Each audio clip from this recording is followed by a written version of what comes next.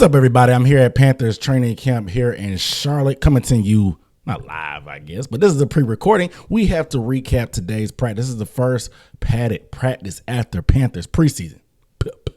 All that alliteration is because I'm excited. This is one of the most competitive practices the Panthers have had of camp that I've seen personally. So we have to get into that, and I'll do my traditional format like I typically do. The three biggest takeaways, the play of the day where I have a clip, an exclusive recording from training camp, seeing that play of the day, and of course the rapid fire news and updates at the end. So make sure you guys stay tuned, watch the whole video so you can digest all this information, because I'm going to try to put a lot of information in sometime like 15 minutes. But before we get into that, my name is Aaron Duncan with the Necessary Bluntness Sports Talk. If you're new to the channel, subscribe down below. Training camp recaps, film breakdowns for preseason as well. I have that one coming from game one, still coming. I know you guys have been asking about it, so stay tuned there. Make sure you subscribe with bell notifications. That way you're notified when those come on. And also give this video a thumbs up. It really helps me out in the algorithm when I'm creating this content. And if you want to support, you can leave a super thanks. That's the $sign within the heart down below. Just a little support for your boy as I travel on these roads, driving back and forth to camp, staying in these hotels, and getting ready to be out in that heat for camp. But let's go ahead and get into the first headline. And I want to talk about Bryce Young's progress in camp, because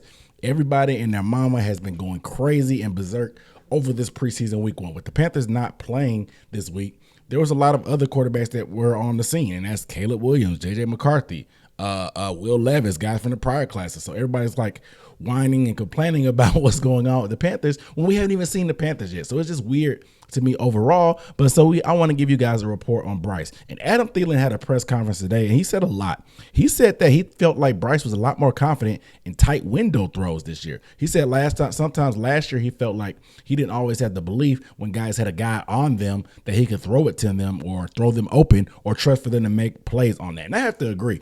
I said that in previous podcasts. I went on FPFO with my guy, Jeremy, Terrence, and Tavion, and I talked about it. I was like, Bryce needs to find those guys that are one-on-one and they're open. Throw them the ball, give them a chance. In the NFL, good things happen when you give it to these receivers. You can get a PI, or the guys are going to make crazy plays for them. And so that was one thing I also mentioned. I didn't necessarily mean like tight window across the middle, but when you see one-on-one, that doesn't mean just because the guy's there doesn't mean they're covered. You can still give your guys a chance and trust them. And I don't think he always trusted guys last year, maybe for good reason, because we did not have a great wide receiving core. But Thielen says that he felt like Bryce has done that a lot more. And I agree, just based off what I've seen. I see Bryce being in command of the offense a lot more, and Thielen said that as well. He felt like his timing was better with Bryce being such a high anticipatory thrower, throwing early to guys before they turn their head around. Sometimes he could throw it a little bit too early, and the timing and the rhythm and the accuracy may be thrown off because the guys may not be in the spots they're supposed to, because Bryce is anticipating them running a route this way, but it may be a little whatever. So sometimes he said he was a little bit too early, and now he seems to be a little bit more on time with things at that. So I like hearing those things, and like I said, I like to agree on that. And like I said, with Bryce just being in command, I'm seeing more checks at the line. I'm seeing him going to Deontay more and kind of ignoring the main play. And Deontay's your go-to guy. I'll show this RPO. This is clearly supposed to be a handoff to the running back, but he pulled up, threw a slant to Deontay, caught it for a touchdown. That's like, and y'all get all over your heads when I make these comparisons, but you see guys like Mahomes and Aaron Rodgers doing this stuff. They'll pull up and throw those to those plays when they have a guy they can trust. Aaron Rodgers used to do this a lot with Devontae Adams, like just completely aborting the whole play and going to his guy because he sees a matchup that he likes. And so him just being in command and having the wherewithal to be there and make those plays is encouraging to me. And you're starting to see more and more of those shots downfield. He's looking at safeties to the right and he's throwing deep. Him and Deontay have to work on their rhythm together in those deep shots. But to see those attempts coming on, that's a lot what Dave Canales was saying about as things progress in this offense and they put in more stuff, you'll start seeing those deep shots. And like I said, I showed that one right there where you can see Bryce look the safety off to the right and try to go deep.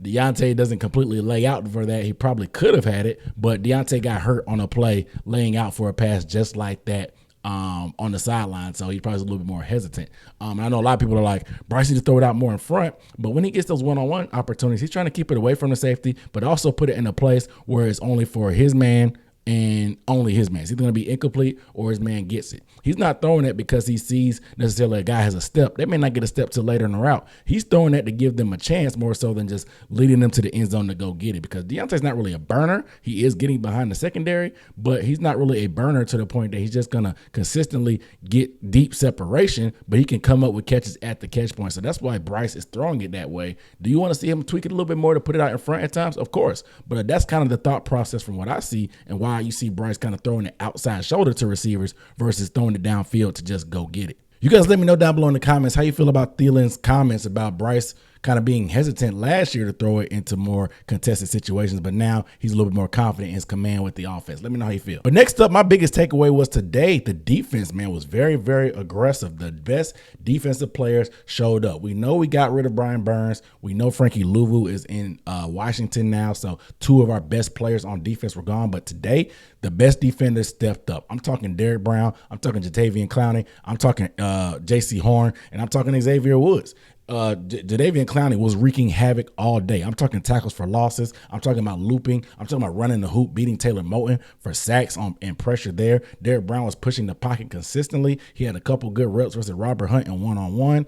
He also was getting pressure. I like what I saw, that they were actually putting Derrick Brown and Jadeveon Clowney on the same side. So when you run twists and stunts, you put a lot of pressure, because Derrick Brown, he doesn't get a lot of sacks, but he does push the pocket and create pressure. He can split double teams, and you can see it on one of these plays here that Derrick pushed that, and it allowed Jadeveon to pretty loop around pretty clean. And so putting your best players on the same side gives the defense a lot to think about. So I like the fact that they did that there, and you've seen the offense, and I like what Canales has tried to do. They put tight ends on Jadeveon's side. They try to put running backs on his side at times as well in practice. He's still coming out wide and getting pressure running that hoop. So Jadeveon Clowney has been a problem for our offense in practice. It can be a good thing and a bad thing, because Taylor's our most consistent offensive lineman, and Jadeveon has really been eating his lunch pretty frequently throughout camp. But also at the same time, we know Moton's pretty solid. So it's good there. But J.C. Horn had a great rep against Deontay Johnson in one-on-ones, but also had a phenomenal pass breakup on back-to-back plays. He broke one up for Mingo. I think the other one's for Deontay as well. He even got pissed off and kicked the ball out of the way,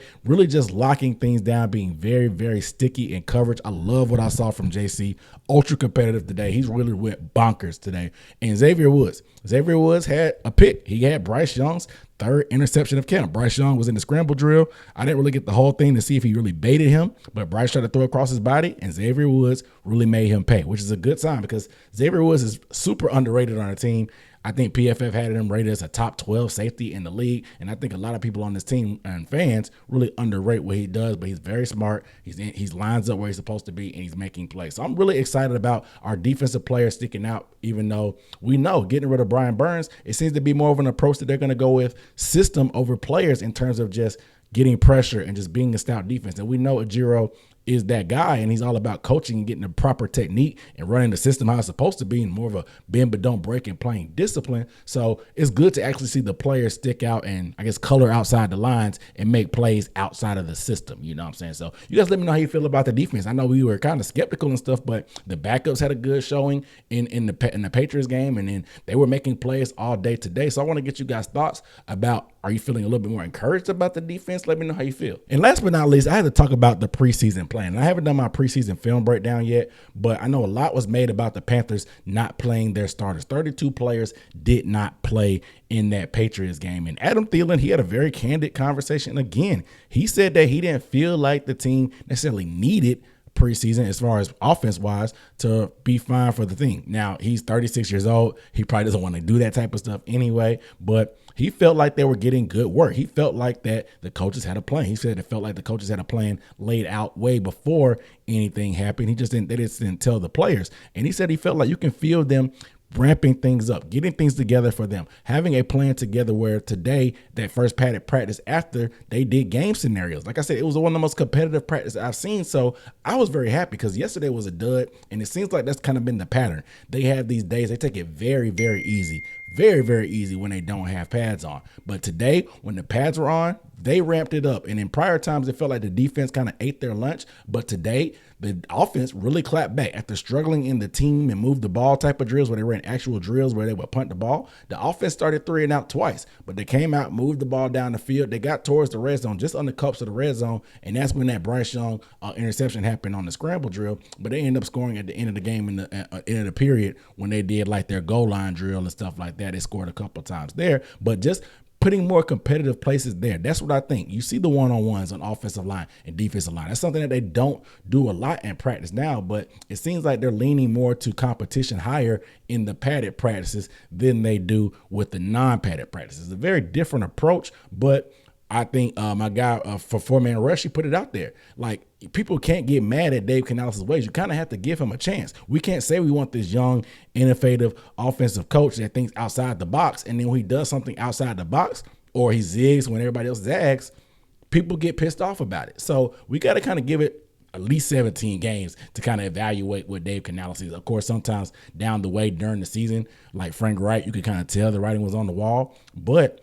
you're going to have to give Dave Canales at least a full-fledged out there, because there's no evidence out there that says that playing in preseason guarantees success or not playing guarantees success. Everybody has their own ways. Andy Reid, one of the best coaches of all time, plays his starters. Sean McVay does not bother. He doesn't think the risk of injury is nowhere near worth what you get, because everybody's going to start off pretty rusty early in the season anyway. That's why it's a 17-game season. It's a grind, man. So I think things are fine. We kind of got to just trust the process. I know it's hard because of what we've been done in the past, but those guys from the past are gone. So like, until they give us a reason not to trust them, I don't think it does us any good to get pissed off in preseason because they didn't play, or be mad at what the team did or didn't do when we haven't even seen anything. I mean, I'm sure the team, I don't think they're going to be great this year. So there's going to be plenty of times where we'll be disappointed this year. So save your energy, man. And like, it's just preseason. I'm not saying just preseason, like it don't matter, but like, there's literally been one game. It doesn't matter what any other team did. People are looking at other quarterbacks doing this, that, whatever, and they're whining and crying. Kenny Pickett had 5 touchdowns in all 5 possessions he played in preseason for the Steelers last year. He's an Eagle now. Justin Fields looked phenomenal in preseason. His numbers were great. Come to find out, they were all screen passes. He is a Steeler now. So things can change quick, man, and preseason doesn't really mean as much as people are overreacting to be. But you guys let me know how you feel about the plan that Thielen talked about and how he feels about them ramping up, and me just talking about how competitive it's been on the padded practice days. I want to get your thoughts on that approach. All right, the play of the day, and a lot of people aren't going to be really happy about this because they're going to be like, where the heck was this on Thursday? It goes to none other than Jack Plummer and David Moore. These guys have hooked up on back-to-back days. They hooked up on multiple occasions in training camp on deep passes, but a nice double move from Jake Plummer. Here it is.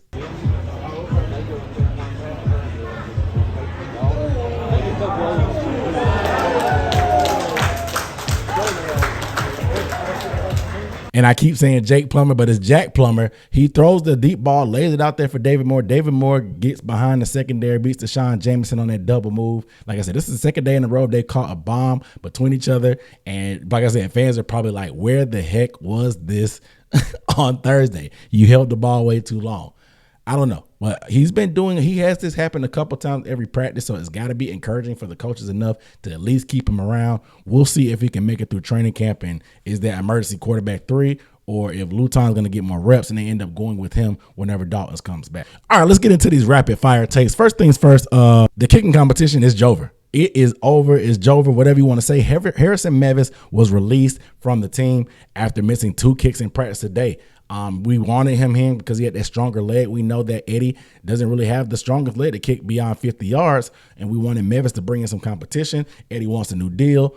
We'll see what happens now because Eddie's going to want that money, but he was consistent. Mevis did not. When you're doinking, you're supposed to have a strong leg, and you're doinking on the crossbar from 50, it happens. Not to mention the Panthers have so many injuries everywhere else that roster spot is way too valuable from a struggling kicker when you have 2 on the roster already. So we'll see what happens in the long term as far as Eddie getting that bag. But for now, the kicking competition is over. Also, next, I wanted to point out that Jatavian Sanders actually had a solid day of work as well. Him and Jordan Matthews, we saw Jordan Matthews in the game, really put those receiver skills on display when you see the yards after catch and stuff like that, just the agility. But Jatavian Sanders had a touchdown in the red zone period, had a couple receptions from Bryce.